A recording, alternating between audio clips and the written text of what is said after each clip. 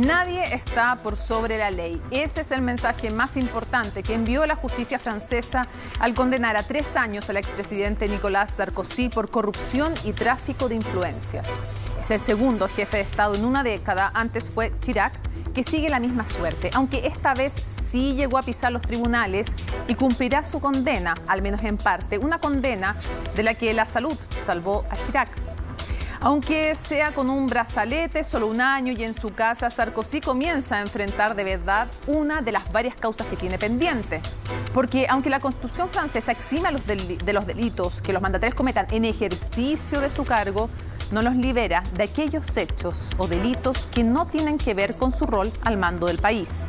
Rotas están, o al menos resquebrajadas, las esperanzas de volver a la arena política o mantenerse como el gran consejero de la derecha francesa. Mientras sus viudos políticos le lloran, la extrema derecha crece y saca cuentas alegres, porque un nuevo todos contra Le Pen ya no parece garantizado, no al 100%. En el mundo abundan los casos de corrupción en la política. No hay país que se pueda declarar libre de esta, que es una de las mayores amenazas para las democracias en el mundo. Pero no todas las naciones pueden decir que su justicia es capaz de combatir esa corrupción y demostrar que con imperfecciones la separación de poderes intenta hacer realidad eso de que nadie está sobre la ley. Comienza Conexión Global.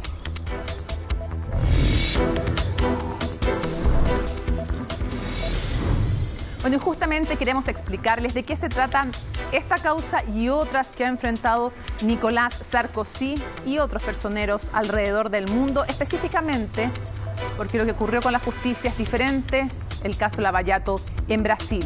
El destino clave en estos días de Nicolas Sarkozy en la nota de María Paz Ortiz.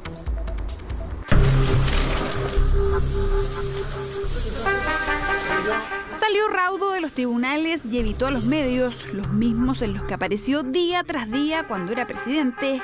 Y es que el momento es histórico. Nicolas Sarkozy es el primer jefe de Estado francés condenado y sentenciado a prisión en 60 años. Pero antes de su caída, el exmandatario dominó la política francesa. ¡Vive la République et vive la France!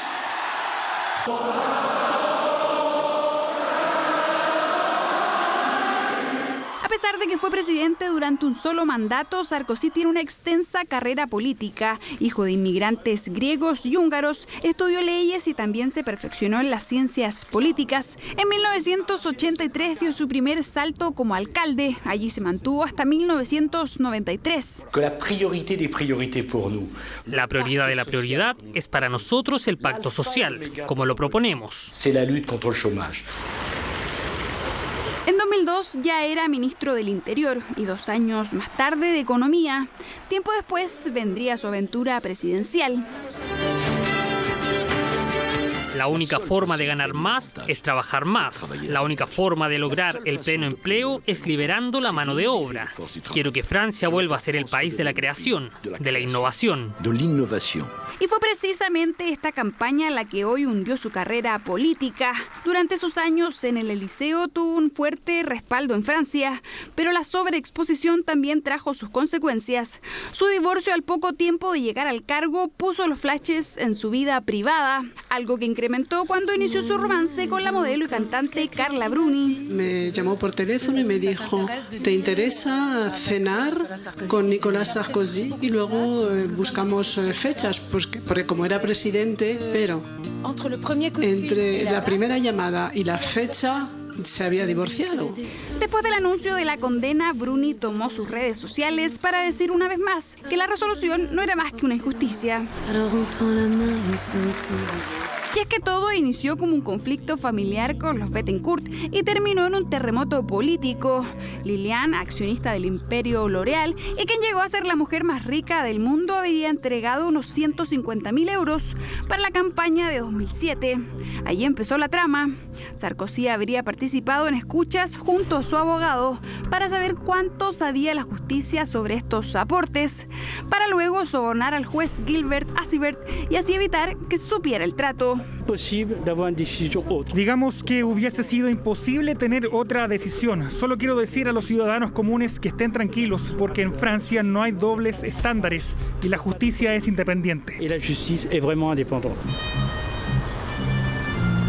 3 años de presidio, pero 2 están exentos de cumplimiento, aunque podría evitar la cárcel usando el brazalete desde su domicilio.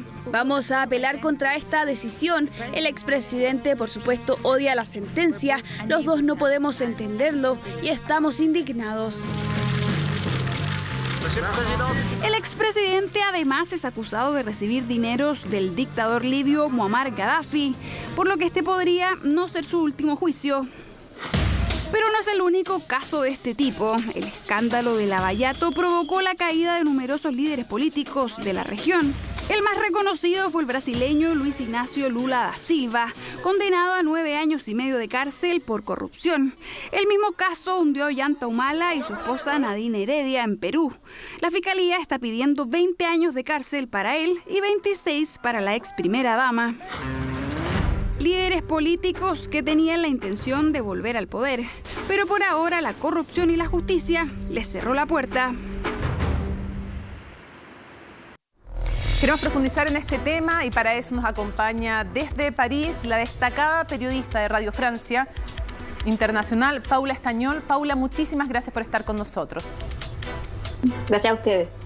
Quisiera primero comenzar preguntándote qué significaba hoy día, antes incluso de la sentencia, para los franceses la figura de Nicolas Sarkozy. Bueno, evidentemente Nicolas Sarkozy no significa lo mismo para todos los franceses. Es lógico, entonces hay que hacer la salvedad y hay que enfocarlo precisamente en qué significaba para su sector, para la derecha francesa, y para la derecha francesa es sumamente importante porque es el último presidente que los llevó al poder en 2007 y tal vez una suerte de talva de salvación, referente también, una suerte de Salvador que podía llegar en la última instancia a presentarse en 2022, aunque él ha dicho que son las elecciones presidenciales, aunque él había dicho no tener ganas de hacerlo. Sin embargo, él es como el último recurso que tenía la derecha para esas elecciones, teniendo en cuenta que Emmanuel Macron, el actual presidente, sí se va a presentar, pero se especulaba que si le pasaba algo a Macron, si pasaba algo en este año que queda, Nicolas Sarkozy podía ser ese reemplazante que ocupara el puesto de Macron y que se convirtiera efectivamente en el próximo presidente de la República Francesa y de nuevo en el político que lleve a la derecha al poder en una nueva ocasión, y efectivamente con esta sentencia eso se cae al suelo. ¿Y cómo fue recibido justamente la sentencia entre partidarios y detractores? No es primera causa que enfrenta, por cierto, Sarkozy, no es primera causa, hay varios escándalos que vamos a recorrer durante este programa, tanto la izquierda como la derecha francesa, pero esta sentencia, ¿cómo se recibe y cómo se evalúa a la justicia? Se recibe de varias formas. Primero, su sector está un poco dividido en la manera de recibirlo. Personeros bastante importantes le dieron su apoyo. De hecho, el actual ministro del Interior de Emmanuel Macron, Darmanin, salió públicamente, fueron las primeras declaraciones, a decir que él apoyaba a Sarkozy, teniendo en cuenta que es el representante de esa ala sarkozysta en el actual gobierno de Emmanuel Macron. Otros han preferido mantener silencio, sabiendo que cualquier tipo de defensa puede hundir más a un sector que ya está bastante hundido, que es la derecha francesa, que no tiene efectivamente representantes claros como para dar cara a la campaña electoral que se avecina, que lo que te decía es solamente quedan muy pocos meses para que se inicie la campaña electoral, para que se inicien las primarias, para saber quién podría ser candidato, y la derecha no aparece un referente claro que pueda hacerle el peso a lo que significaba la figura de Nicolas Sarkozy como posible contendor nuevamente al elicio. ¿Y cómo se evalúa también la relación entre Nicolas Sarkozy y Emmanuel Macron? Porque hay cercanía también, hay ministros que han estado en uno, que han sido viceministros y luego llegan a ser ministros. De hecho, incluso la esposa de Macron, cuando se reúne en un minuto, dice: yo le tengo simpatía y no me arrepiento. En el pasado lo dijo. Entonces, hay también una cercanía en un Macron que comienza más cercano a la centroizquierda, pero que también en sus liderazgos y en sus posturas va girando más a la centro derecha en otros temas. Entonces la pregunta es: ¿cómo se ve esa relación entre ambos líderes? Hay que pensar que Nicolas Sarkozy era una suerte ¿cómo podemos decirlo? Un referente, alguien a quien cualquier político de derecha pasaba por su oficina a consultarle sobre cualquier tema. Emmanuel Macron lo hizo también, hasta hace muy poco operaba casi como una suerte de, si había un problema, Macron acudía a él sin problema. ¿Cuánto puede eso pesar ahora a Macron? Evidentemente sí, le puede costar algún tipo de peso, ese apoyo que en algún momento él trató de encontrar con Sarkozy, no solamente teniendo en cuenta que Sarkozy podía ser un referente político, sino que también Macron tiene claro que necesita los votos de esa ala derecha para poder llegar al poder. No es anecdótico que 2 días antes de que se conociera la sentencia, Liberación, que es el principal diario de izquierda de este país, uno de los principales, publicó una gran edición hablando de por qué las personas de izquierda que habían votado hace algunos años por Macron para evitar que saliera la candidata extrema derecha Marine Le Pen, justamente no lo harían ahora, diciendo porque Macron se había acercado a las ideas más de derecha, a esas ideas que tal vez en algún momento representaba más Sarkozy, había coqueteado un poco su ministro del Interior con algunos conceptos que incluso pueden llegar a utilizar la extrema derecha. Entonces, Macron trató de sacar un poco su artillería política, sacó a su ministro más de izquierda a los principales programas políticos, diciendo que él seguía siendo un representante de izquierda y que su programa político era de izquierda. Justo cuando Macron estaba en ese punto de su campaña política, podríamos decirlo, aparece el tema de Sarkozy, lo que lo obliga un poco también a reposicionarse si quiere captar los votos que Sarkozy está dejando de la derecha. Entonces es un poco difícil el equilibrio que va a tener Macron y solo en los próximos días el tiempo dirá en dónde se va a posicionar, también teniendo en cuenta que su ministro del Interior es un apoyo de Sarkozy y de hecho fueron las declaraciones más potentes que salieron de un personero político una vez se conoció el fallo. Ahora, quisiera preguntarte por el efecto que tiene respecto de lo que tú ya mencionabas, ya vislumbrabas, que es la extrema derecha, cómo beneficia también a la extrema derecha. Y no solo a ello, y te lo digo porque lo que tú mencionas respecto de personas que incluso se han sentido de una línea política, pero cuando ven el tema de la corrupción repetida más de una vez y también cambios en posturas políticas, terminan no necesariamente adhiriendo a un candidato, pero votando a manera de rechazo por los otros. Pensemos en Brasil. El rechazo contra el PT por los escándalos de corrupción terminó siendo también un aliado de Bolsonaro en su momento, ¿no? Y quiero preguntarte entonces, ¿cómo ves respecto a la extrema derecha las consecuencias de esta sentencia? Y ya lo vimos en el pasado Fillon, ahora es el caso de Sarkozy, ha tenido efectos en las competencias electorales. ¿Cómo lo pueden ver las personas? Yo creo que es un... a ver, si hay alguien que puede salir ganando un poco con esto, es la extrema derecha. ¿Por qué? Porque esto representa un juicio a todo un aparataje político, a la política más clásica. Entonces, que justamente todo lo que Marine Le Pen dice no representa.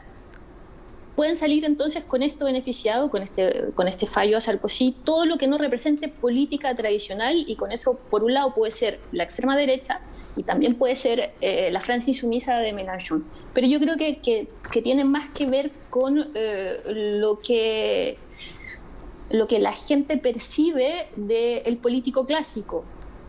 Tú lo decías, Sarkozy ha estado, no es la primera vez que está en un proceso, no es el primer político en Francia que ha sido acusado, que ha sido sentenciado. Un expresidente como Chirac también fue sentenciado, pero esta es la primera vez que un expresidente recibe una sentencia firme de 1 año. Él tiene que cumplir una sentencia firme de 1 año, las sentencias son 3, pero 1 año firme. Es la primera vez en la historia de este país que eso ocurre.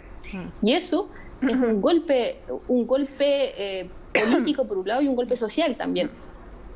Yo entiendo que la gente puede estarse diciendo, por un lado, bueno, la justicia funciona, de hecho, en la sentencia de los magistrados dicen esta sentencia la estamos dando porque Sarkozy no solamente cometió un delito, sino que también no defendió lo que él sabía que era sumamente importante durante su mandato, que es la separación de los poderes. Por lo tanto, no defendió todo lo que puede representar la separación de poderes y la justicia. Yo creo que eso ha calado bastante fuerte en los franceses. ¿Y cómo puede ser tomado? Yo creo que hay un sector de los franceses que se dice: estamos aburridos de esta clase política que de tiempo en tiempo nos muestra estos escándalos. No es la primera vez, la campaña anterior estuvo plagada de escándalos de empleo ficticio, Sarkozy está acusado también por financiamiento ilegal de las campañas. Exactamente, Juppé ya había sido por lo mismo. Entonces hay una cantidad de procesos judiciales en los que se han embarcado ciertos políticos que pueden llevar a que la gente piense: esta política tradicional no es la que nos conviene. Paula Estañol, quiero agradecerte muchísimo que nos hayas acompañado desde Francia, esta destacada periodista de Radio Francia Internacional, en nuestro programa Conexión Global. Muchísimas gracias. Gracias a ustedes. La corrupción es un fenómeno global, lo sabemos y lo hemos vivido en Chile, la relación entre política y dinero, corrupción, y cuando se terminan investigaciones judiciales, sea lo que ha ocurrido aquí y en otros países. Un ejemplo también, más allá de nuestras fronteras, es el caso Lava Jato, uno de los escándalos más grandes de corrupción en Brasil, y su fuerza de tarea, así se llamaba el grupo de fiscales que trabajaba, que creó grandes expectativas, llega a su fin. ¿Por qué y cómo? ¿Con qué consecuencias? Se lo vamos a preguntar a María Luisa Freire, coordinadora de Proyectos de Incidencia de Ciudadanía Inteligente. Muchísimas gracias por acompañarnos.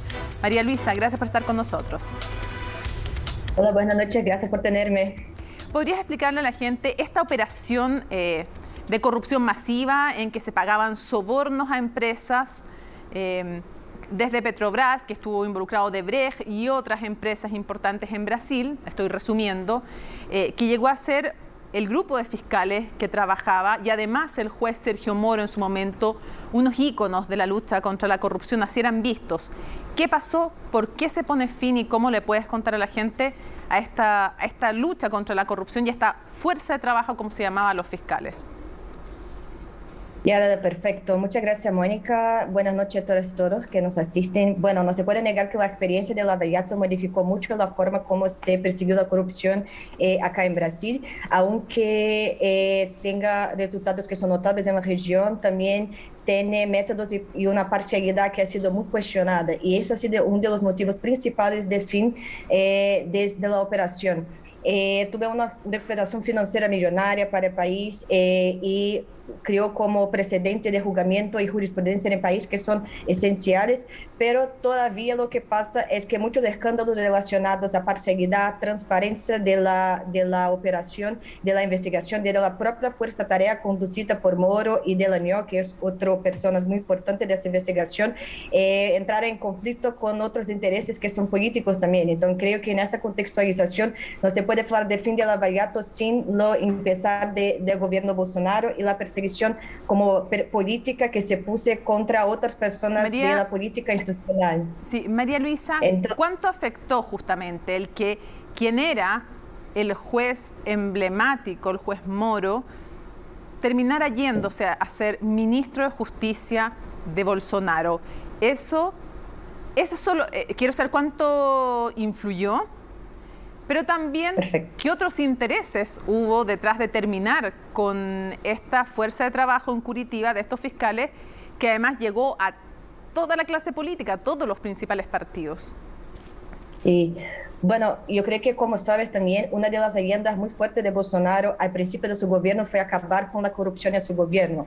Era una de las agendas que producía mucho fuerte dentro de su electorado. Y Moro fue la persona que durante un tiempo se tornó lo ícono emblemático de la lucha contra la corrupción, mucho por cuenta de lo que pasaba con lo desprestigio político, principalmente de PT y de Lula en el proceso de Lava Jato.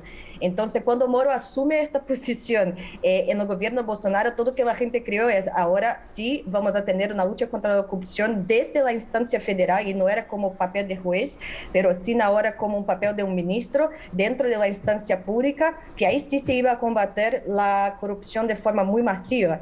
Pero lo que pasó fue que cuando adentro del gobierno tuve muchas barreras de actuación que fueron promovidas también por Bolsonaro y que llevó a un desgaste, yo creo que político y personal entre los dos íconos, y por lo tanto la salida de Moro del gobierno fue uno de los procesos para el fin de la Lava Jato. Y después de ese proceso también Bolsonaro empezó como acciones activas como la elección de un nuevo Procurador General de la República, el control de instituciones como lo COAF, que es el Consejo de Control de las Actividades Financieras de Brasil, que hace la investigación financiera, y otras como acciones también que yo creo que no cabe comentar, pero que son más masivas, que son más pequeñas, pero que llevó al fin y a la perseguición de todo que era la fuerza tarea también de la operación de Lava Jato. Entonces la relación con Moro fue lo principio también para el desgaste de la operación, porque ahí se puso un ojo y una discusión sobre la transparencia, parcialidad.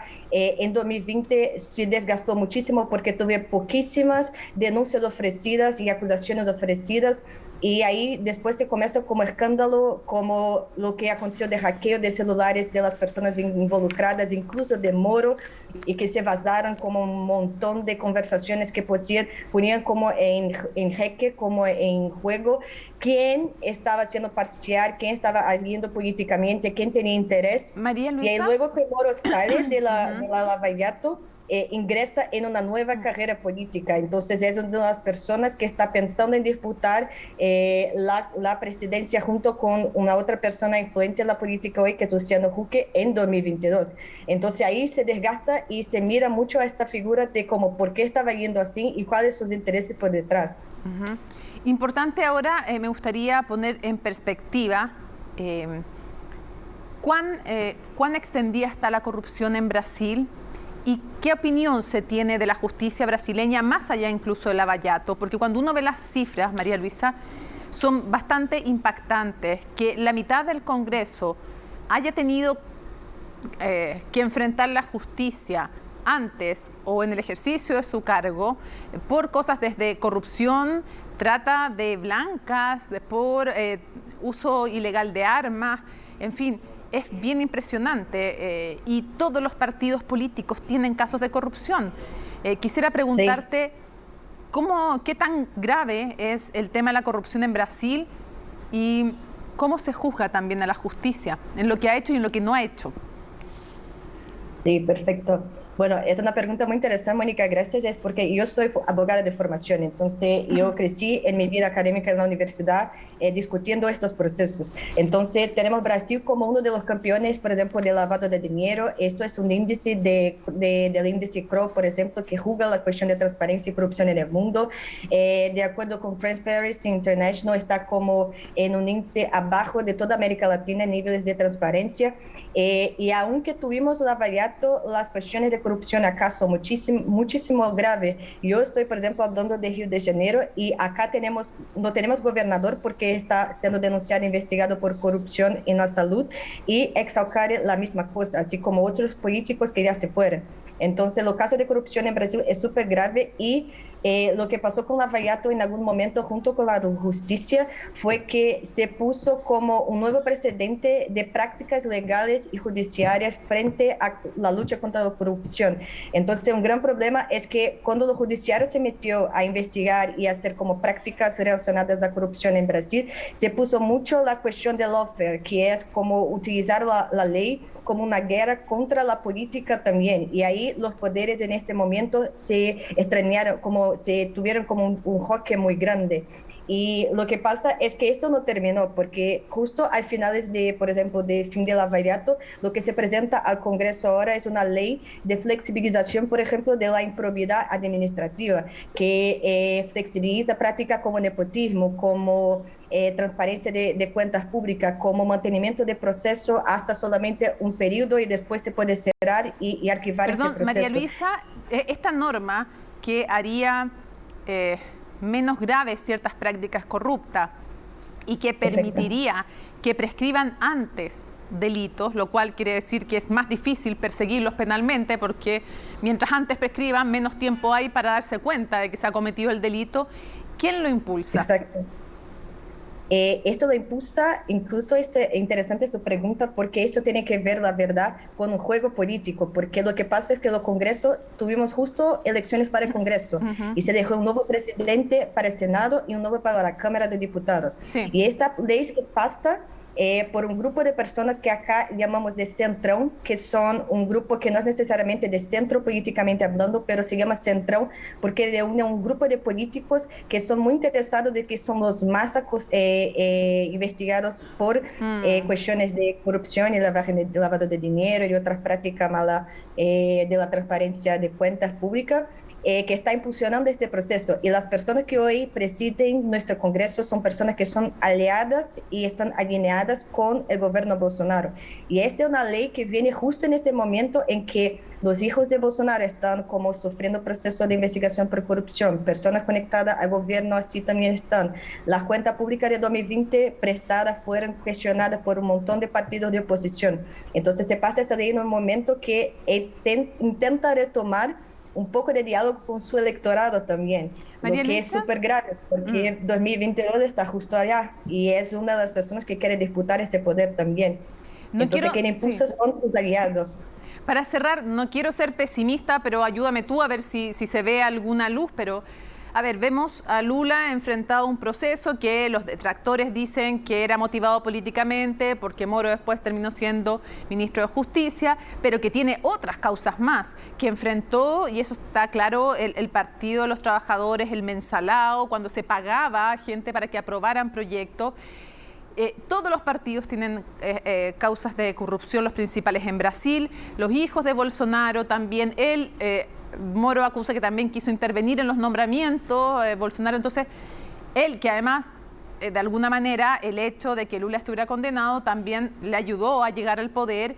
Y no solo eso, sino que el rechazo que había por la corrupción que horadó y que afectó y que dañó al Partido de los Trabajadores. O sea, ahí hay una corrupción que es, aunque la gente, a muchos de los partidarios no les guste reconocerlo, había corrupción ahí, como también en otros partidos. Y le sirvió a alguien que dijo, yo vengo de afuera, yo no soy como esos corruptos. Ahora la pregunta es, ¿cuál es? ¿Hay una esperanza para un combate real contra la corrupción en Brasil? Para cerrar.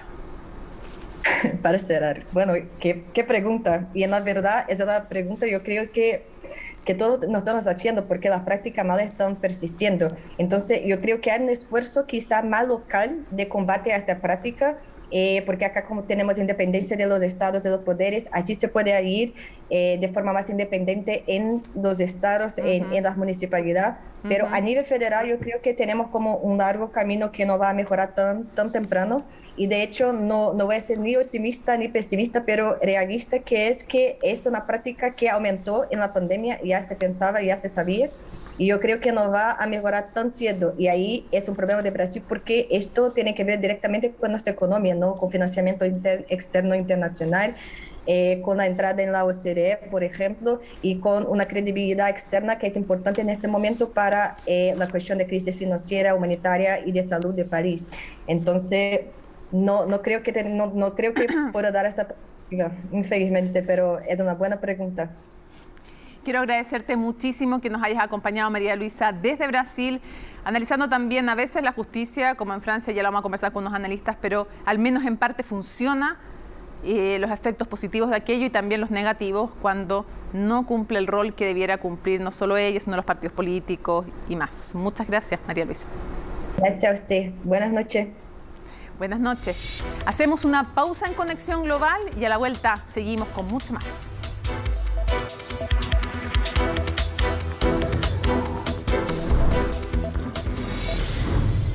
Altas autoridades y casos de corrupción. Hemos conversado del de Francia, que es el que nos centra hoy por la condena en contra del expresidente Nicolás Sarkozy. Pero la condena recibida no es el único caso que enfrenta y que va a tener que enfrentar. Revisemos algunos de ellos. Por ejemplo, el caso Big Marion.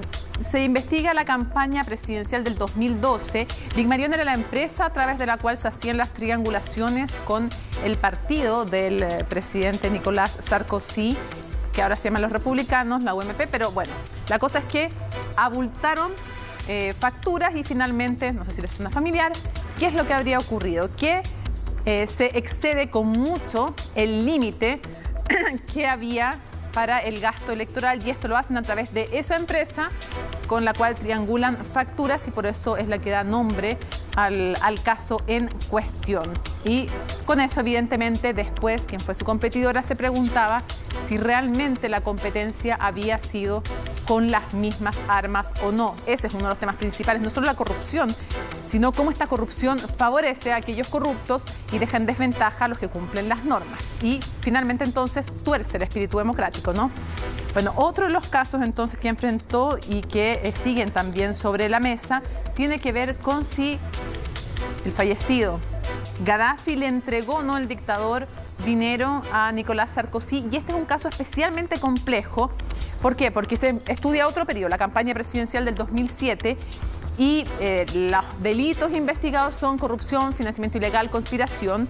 Y este exdictador de Libia, cuando comenzó a ver un giro en la estrategia internacional de Sarkozy, empezó a decir, y gente cercana a él empezaron a amenazar con que iban a revelar secretos. Y bueno, se defiende Sarkozy diciendo que son justamente gente que no es confiable como para andar creyendo en su palabra, pero en lo concreto el punto es si habría enviado dinero en efectivo y en maletas y en maletines, tal cual el hombre del maletín, para financiar la campaña de Nicolás Sarkozy. Si los ataques finalmente que terminan con la muerte de Gaddafi, si el cambio en la estrategia le sirvió para silenciar a Gaddafi, claramente no, porque el escándalo salió a la luz.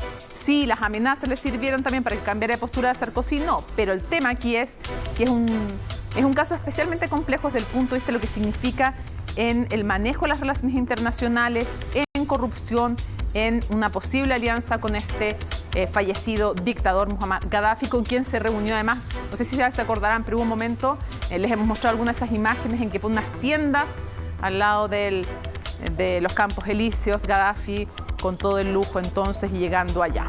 Bueno, una cosa importante, se escuda Nicolás Sarkozy en que uno de los principales acusadores retiró su denuncia, fíjense, en el año 2020. Otro de los temas también importantes tiene que ver con una consultoría a Rusia. Ahí lo vemos. Es una investigación preliminar por tráfico de influencias. En el 2020, Nicolás Sarkozy recibe 3 millones de euros, algo así como 2.642 millones de pesos chilenos, por consultorías a la empresa de seguros rusa Reso Garantía. Se busca aclarar si fue consultor legal o si más bien existió un lobby de carácter criminal en nombre justamente de estos grandes oligarcas rusos. Así que hay un cuarto que podríamos mencionar, del cual fue finalmente absuelto, es el caso Bettencourt. ¿Por qué Bettencourt? Porque justamente es el nombre, Liliane Bettencourt, de la que era jefa máxima de L'Oréal, una de las mujeres, de hecho fue clasificada como la mujer más millonaria del mundo. Y primero tiene una pelea, una larga disputa con su hija por la tutela de sus bienes finalmente, que se estaban aprovechando varios de ellos, varias personas de ella, y dentro de las acusaciones es que habría financiamiento ilegal a la campaña también de Nicolás Sarkozy, pero logró zafar de aquel caso. Pero siguen todavía, el 17 de marzo, de hecho, de este año, va a tener que enfrentar otra de las audiencias respecto del caso Birma León, y siguen entonces en proceso todavía instancias judiciales, aparte de la apelación de la sentencia de la cual les hemos contado en este programa. No es la única noticia a la que hay que poner atención, hay otros, ojo con, de los cuales nos cuenta Mario Regalo. ¿Qué tal, Mónica? A continuación vamos a revisar otras noticias que han marcado la pauta internacional esta semana, con una noticia bien importante, porque la Corte Penal Internacional inició una investigación por presuntos crímenes de guerra cometidos en territorio palestino.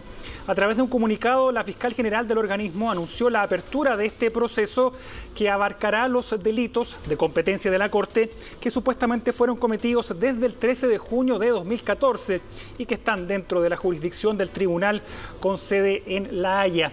Anteriormente, este organismo había reconocido la existencia de bases razonables para investigar el comportamiento de las Fuerzas Armadas israelíes durante la invasión a Gaza en 2014, como también del movimiento Hamas, que recordemos controla la franja, y también de otros grupos armados palestinos. Israel expresó su férreo rechazo a cualquier indagatoria judicial sobre estos hechos, ya que no reconoce la autoridad de la Corte Penal Internacional. El primer ministro Benjamín Netanyahu acusó que el Estado de Israel estaba bajo ataque tras conocer esta decisión, que calificó de absurda. Reacción lógicamente distinta a la que tuvo la autoridad palestina, que celebró este anuncio. Mónica, fíjate que ha generado mucha indignación en España la vacunación de las infantas Elena y Cristina en Emiratos Árabes Unidos durante una visita que hicieron a su padre, el rey emérito Juan Carlos. La información fue publicada a comienzos de esta semana por el diario El Confidencial y generó lógicamente la molestia de varios sectores del país que criticaron los privilegios que aún tienen estos exmiembros de la monarquía española. Ante la ola de cuestionamientos, fue la infanta Elena la que admitió que sí se vacunó junto a su hermana en una visita al rey en Abu Dhabi, y agregó que ambas lo hicieron, comillas, con el objetivo de tener un pasaporte sanitario que les permitiera visitar regularmente a su padre. Se nos ofreció la posibilidad, dijeron, de vacunarnos, a lo que accedimos, dijo entonces la hija mayor del rey emérito, quien recordemos, Mónica, que se encuentra en Emiratos Árabes desde el pasado agosto. Tras esta publicación de esta noticia, el Palacio de la Zarzuela recordó que ni Elena ni Cristina forman parte de la familia real, ni tampoco representan a la corona. Al mismo tiempo confirmaron que tanto los reyes Felipe VI y también Leticia, como también sus hijas, la princesa Leonor y la infanta Sofía, recibirán la vacuna cuando las autoridades sanitarias lo indiquen, de acuerdo con el calendario previsto. Pero al parecer estas explicaciones que han surgido desde la corona española no han dejado satisfechos a los españoles. Escuchemos. Respecto al tema de que las infantas se hayan vacunado antes de que les correspondiera, bueno, pues me parece falta de decoro, más que nada. Vale, la verdad es que ha habido muchos personajes de política y demás y públicos que seguramente lo hayan hecho, lo que sabemos y lo que no sabemos, y nada, que no me parece bien. Pues yo creo que las infantas, igual que todo el mundo, pueden hacer lo que les dé la gana, así de claro. Así de claro, pueden hacer lo que quieran. Irse a Abu Dhabi o irse a la China, vamos. En principio, a esas señoras no tiene por qué tener privilegios que no tenemos los demás. Eso por una parte. Por otra parte, ese dinero que han gastado lo hemos pagado todos los españoles. Entonces, ni tienen por qué tener más privilegios, ni tienen por qué hacer unos gastos que yo tengo los mismos derechos que ellas o más a que me hubieran vacunado. Bueno, esas son las opiniones de los españoles contra un nuevo caso de personas que se saltan la fila porque ellas lógicamente no tenían ninguna enfermedad, y sobre todo en un país, España, Mónica, donde el proceso de vacunación sigue siendo lento y donde todavía los casos y los fallecimientos por el virus siguen marcando la emergencia sanitaria en ese país, Mónica. Claro que sí. Claro que sí, le agradecemos a Mario Regada, porque cuando ocurren estas cosas, además, la pandemia que ha dejado tan nuevamente en evidencia la desigualdad, saltarse la fila atenta justamente contra este principio de que tenga cada uno la vacuna el que más la necesite primero y no el que pueda conseguirle saltarse esa fila, la desigualdad, y también afectando las figuras ahora de la monarquía española. Bueno, vamos a seguir hablando de Francia, de esta condena al expresidente Nicolás Sarkozy. Para eso nos acompaña Emmanuelle Barosset. Muchas gracias por estar con nosotros, Emmanuelle. Ella es de la Universidad de Chile, académica, es investigadora del COES y además es socióloga, así que muy bienvenida. Gracias. Le damos la bienvenida también a Florence Artaud. Muchas gracias por estar con nosotros. Gracias. Es analista político internacional y profesora además de la Alianza Francesa, así que muchas gracias y bienvenido. Lo primero que quisiera preguntar es... Emmanuelle, ¿qué tan común dirías tú y qué tan profundo es el problema de la corrupción en Francia? Porque uno empieza a ver casos y encuentra desde, muchísimos en cada una de las campañas electorales y cada cierto tiempo. El último que nos enteramos, 2 ministros de Macron, el de Justicia, el de Ultramar, investigados también por tráfico de influencias. Entonces, ¿qué tan profundo es la corrupción en Francia? En Francia, bueno, obviamente no es tan profundo como el caso de Italia o el que escuchamos ahora, el caso de Brasil. Pero respecto de los asuntos políticos, hace ya bastante tiempo que está siendo investigado el financiamiento de las campañas. Creo que el primer gran escándalo fue el financiamiento de las campañas de François Mitterrand, es decir, ya hace bastante años, gobierno socialista. Y en ese caso, muchas veces los dineros se triangulaban con grandes empresas francesas en África. Por lo tanto, lo que señalaron de Gaddafi no es tan nuevo respecto a la historia de las campañas en Francia. El tema es que en los últimos años sí hay sentencias y sentencias condenatorias. Y en ese sentido, ¿nos podrías explicar un poco, Florent, cómo funciona la justicia en Francia? ¿Qué tantas diferencias tiene respecto a la chilena y cómo es evaluada por los franceses? En realidad la justicia francesa se divide básicamente en dos ramas. Está la rama, el orden judicial, tal como se dice, que tiene como objetivo de arreglar los conflictos entre personas. Y ahí, como en Chile, existe una primera instancia, una corte de apelación y una última corte, que es como la Corte Suprema, digamos, que se encarga de unificar la jurisprudencia y el derecho, que se llama la Corte de Casación. Y existe la segunda rama, que es la justicia administrativa, que hay una especificidad francesa, a diferencia de los países anglosajón, por ejemplo, donde efectivamente esta justicia se encarga de encontrar una solución en el conflicto entre un ciudadano, un individuo, y la administración. Y ahí también hay tres instancias, una primera instancia y hasta la Corte Suprema Administrativa, que es el Consejo de Estado. Eso básicamente se divide la justicia francesa. Y Emmanuel, ¿cómo evalúan los franceses a su justicia? ¿Qué tanta confianza? Porque yo te digo que si vemos Chile, por ejemplo, el nivel de confianza, voy a buscar el dato para no falsearlo, pero la verdad es que si comparamos con los países de la OCDE, la verdad es que el nivel de confianza de Chile en su justicia es muy, muy bajo. O sea, en Chile la justicia, por ejemplo, cuando se le pregunta si confía usted en el sistema de justicia, en todos los países de la OCDE, bueno, por ejemplo, Noruega y Dinamarca, 82%, vámonos a algo más medio. El promedio 55%, México 32%, en Chile es de los peores en la OCDE junto con Ucrania, 15%. En Francia, ¿qué tal evaluada está? No está tan mal evaluado, pero efectivamente hay que ver cuáles son los ámbitos en los cuales se hacen juicios. Por ejemplo, también ha habido muchos problemas de atraso en los juicios por falta de dinero, que es uno de los temas del financiamiento público, de todos los ámbitos de la vida social. Y los tribunales en ese sentido no han estado ajenos a esa escasez de dinero. Pero en general la justicia en Francia no es mal evaluada y no se considera corrupta desde el punto de vista del ciudadano común. Se sabe que hay una justicia de a dos velocidades. Si uno tiene dinero, es un hombre o una mujer política con dinero y tiene los mejores abogados, es más fácil armar campañas ilegales, recaudar dineros. Pero la verdad es que hace unos años se han creado oficinas especiales y tribunas especiales para perseguir todos los delitos que tienen que ver con corrupción, y eso significa también que vemos hoy en día en la Corte mucho más casos. La sentencia de Nicolás Sarkozy, ¿cuál te parece que es el efecto en relación, primero, con la justicia? Yo al comienzo decía, y en la sentencia, cuando uno lee, además es bien interesante cómo fundamentan los jueces y los mensajes que entregan, porque algunos dicen que la justicia no tiene por qué entregar mensajes. Yo, y me hago cargo de la opinión, creo que sí tiene que entregar mensajes, y que a quienes tenemos más posibilidades en la vida tiene que ser más estricto, o sea, a mayor deber, a mayor privilegio. Y por eso te pregunto, ¿cómo se lee en relación con la propia justicia y la igualdad ante la ley esta sentencia? Es interesante porque la sentencia, efectivamente, además de la condena prevista por el Código de Procedimiento Penal, también explica que también hay una condena moral de alguna manera.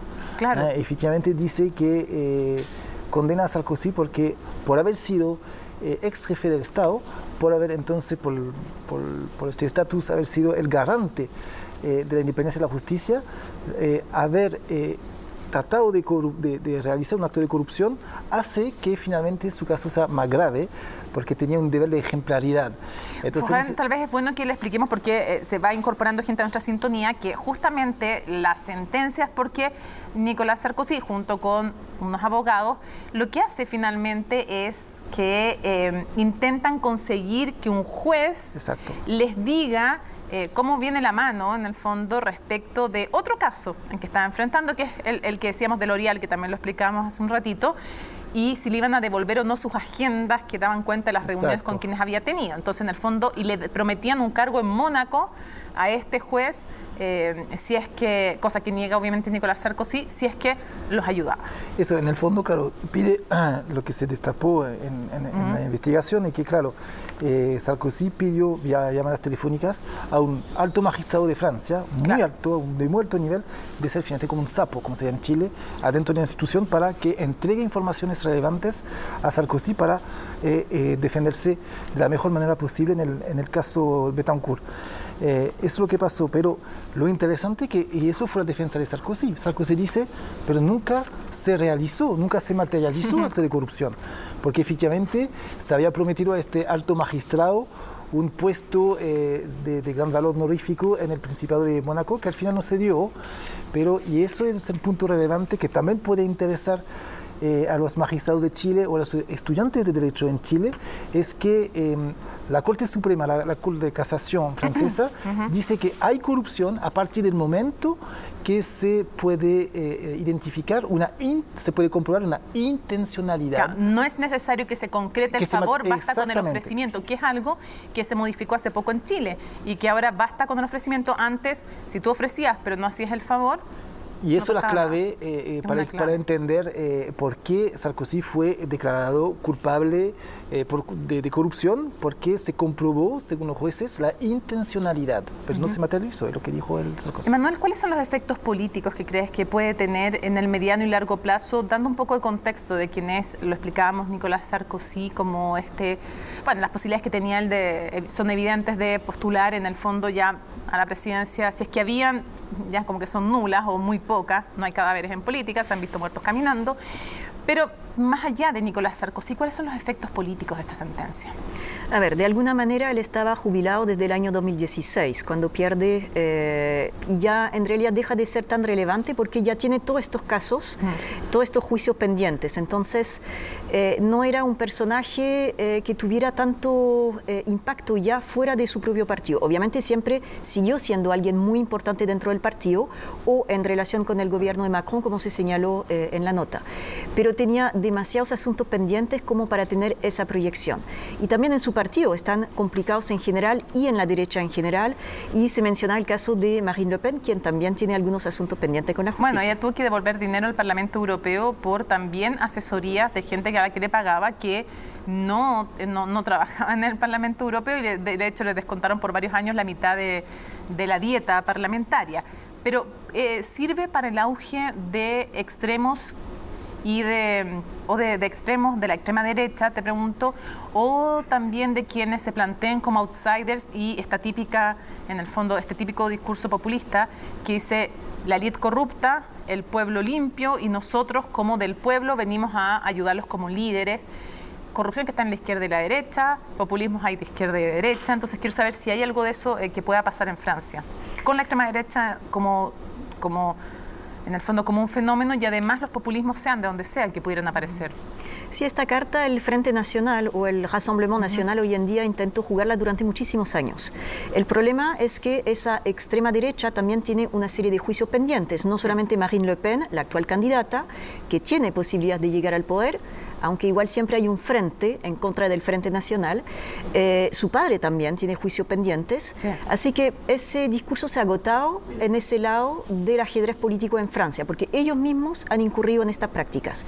Y en la extrema izquierda, que es la Francia insumisa, también han tenido pesquisas en sus oficinas, es decir, tampoco están libres de acusaciones de corrupción. Entonces, en mi opinión, la renovación más bien viene por elementos generacionales, por la nueva ola verde que vimos el año pasado en las elecciones europeas, más que por un populismo de izquierda o de derecha. Los que han intentado jugar esa carta hasta el momento no les ha ido bien.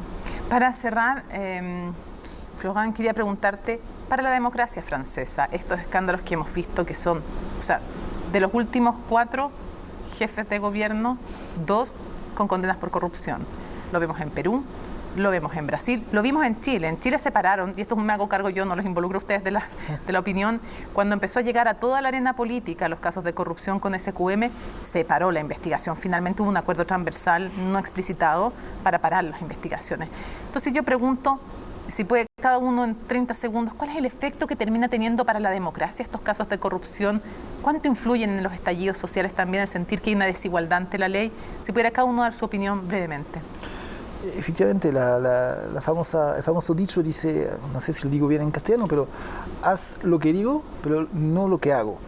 Entonces la virtud de ejemplaridad que finalmente por las redes sociales, por el hecho que finalmente toda persona pública ahora tiene su vida vigilada por todos, hace que el deber de ejemplaridad es aún más fuerte que nunca.